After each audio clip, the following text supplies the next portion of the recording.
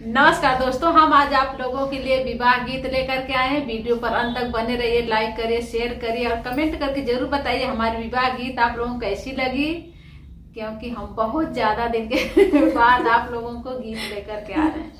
तो चलिए गीत सुनिए और इसका आनंद लीजिए और वीडियो पर अंत तक बने रहिए।